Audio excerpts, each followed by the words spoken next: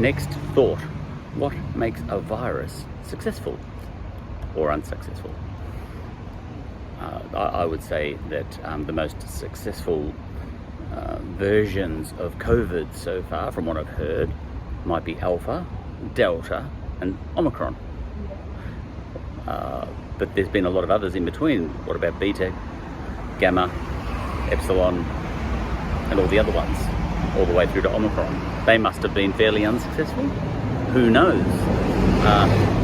A nurse who I know said or told me that in nursing classes they teach them that a successful virus is one that lasts as long as it possibly can. Subjective, of course. What makes a successful life form, like me, have I been a success if I make it to 100?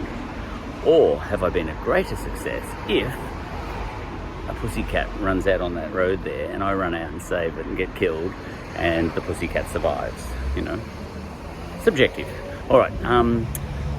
Now, this nurse told me that in order to help students understand how viruses work and to understand where viruses are going in life or in their non-life, as the case may be, seems a bit rubbery and blurry as to whether they're living things or not.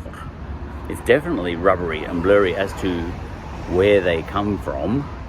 I looked that one up on Wikipedia and read the first sort of paragraph and said, we don't know where they come from. Maybe they're the detritus from life forms, DNA and all that sort of stuff, cast-offs. It also said there somewhere that viruses might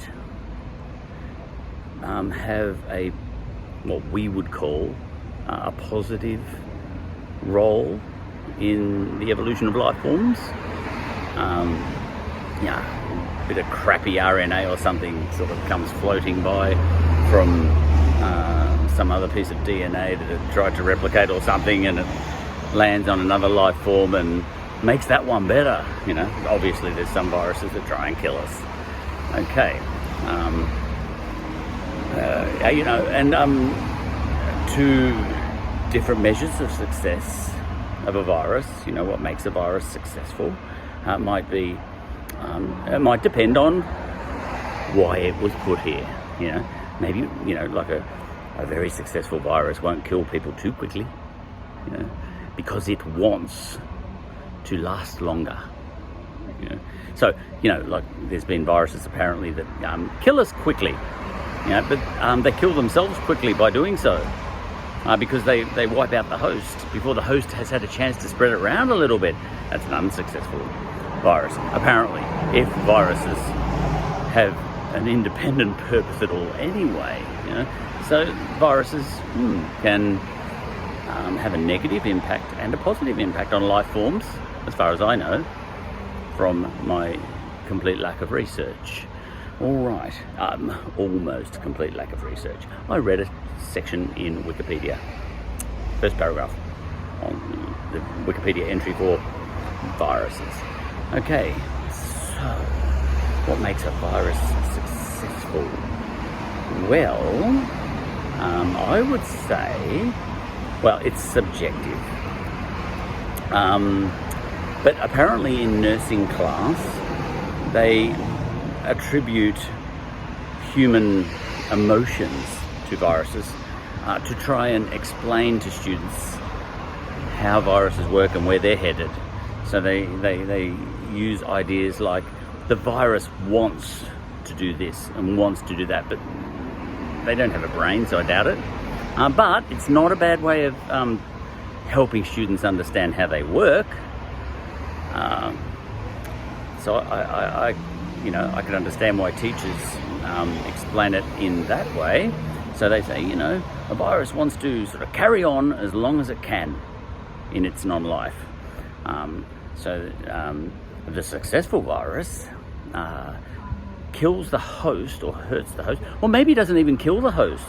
maybe the most successful viruses are the ones that don't kill anything. You know, they just attach themselves to a mouse and then spread to other mice and don't have really any impact on the mouse, and just end up sort of traveling around like tourists throughout the mouse population, lasting for as long as mice do. You know, that would have to be a very successful virus, one that doesn't have an impact on a mouse at all. Because why would you want to kill a mouse when you want to get around and get onto other mice? I've been using computers too long. Okay, so that was under that strategy, under that definition, that the idea that viruses are a little bit like life forms, and they want to keep going for as long as they can before they go extinct. Okay, so the perfect virus would be one that has no impact at all on a life form, or no impact that's going to hurt the virus. Because it desires to keep going. Well, it doesn't. It's got no brain. All right. But then people say, a really successful virus is one, other people might say, a really successful virus is one that doesn't kill the host too quickly. It waits for a couple of weeks and then kills the host. Now, what's the measure of success there? Okay, that gives the virus a chance. I've got to get going in a second. That gives the virus a chance to sort of last a long time. It's a doubly successful virus because it's killing people as well. We're a bit egotistical. We think that if a virus kills us, that's part of what it wants. I've never interviewed a virus, but that's sort of a double banger version of success for a virus. I think that it wants to harm mice or humans, but it also doesn't want to harm them too quickly or kill them too quickly, because it wants to actually harm lots of humans. The successful virus in that case then is one that kills as many people as possible, and that becomes the measure of the success of a virus. To what extent it can last a long time in order to kill more people or mouses. Right.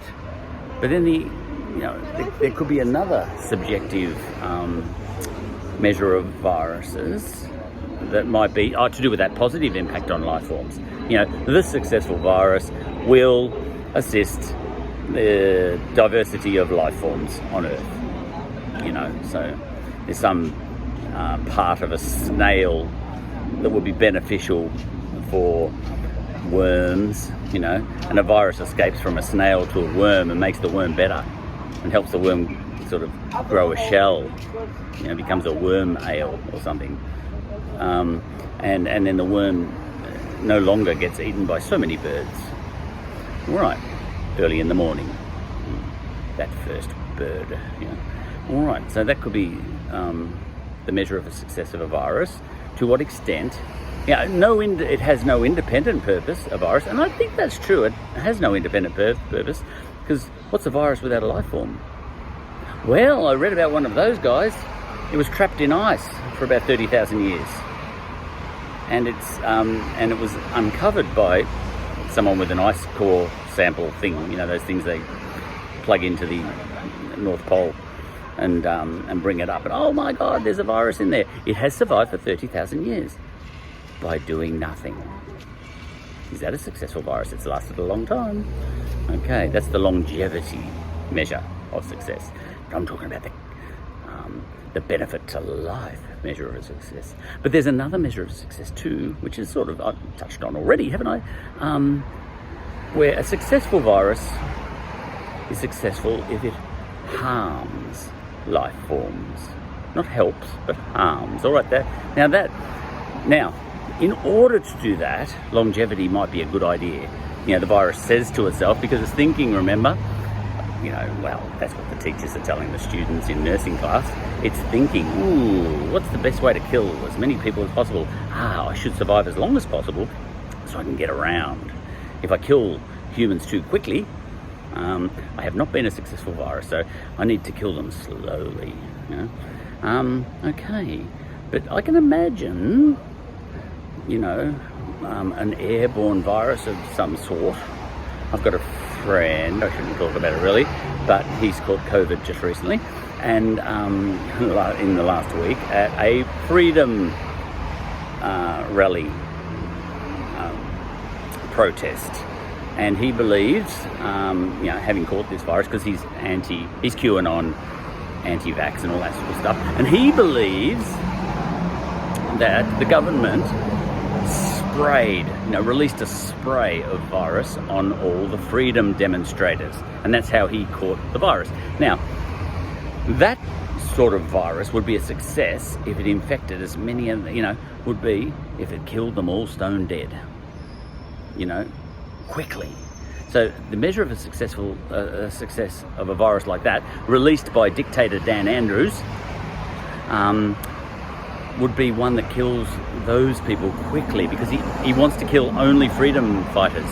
He doesn't want to kill socialists like himself, you see. So the measure of the success of that sort of virus would be one that lands on a protester, a freedom protester, a Trump lover, and kills that guy stone dead.